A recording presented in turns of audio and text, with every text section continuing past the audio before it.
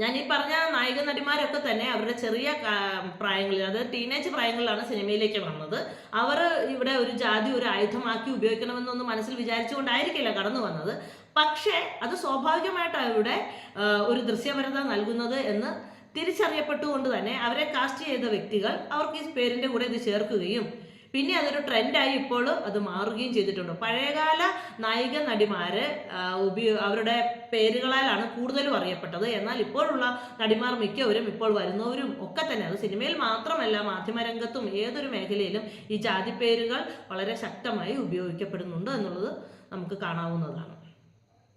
2023 അംബേദ്കർ ജയന്തി ആഘോഷങ്ങൾക്ക് വേണ്ടി കാനഡയിലെത്തിയ ഡോക്ടർ രാജരത്ന അംബേദ്കർ തൻ്റെ ഉദ്ഘാടന പ്രസംഗത്തിൽ പറയുകയുണ്ടായിരുന്നു, ഇന്ത്യൻ സമൂഹങ്ങൾ വിദേശ രാജ്യങ്ങളിലേക്ക് പോകുമ്പോൾ അവർ അവരുടെ ലഗേജുകൾ പായ്ക്ക് ചെയ്യുന്നതിനൊപ്പം തന്നെ അവരുടെ ജാതി പേരുകൾ കൂടി പായ്ക്ക് ചെയ്ത് വയ്ക്കാറുണ്ട്. കാരണം അവർ അവിടെ എത്തുന്നതിന് മുൻപ് തന്നെ അവിടെ കൃത്യമായി അവർക്കൊരു സ്പേസ് ഉറപ്പിച്ചു കൊടുക്കുവാൻ ആ ജാതി പേരുകൾ സഹായകം ആകും എന്നുള്ളത്.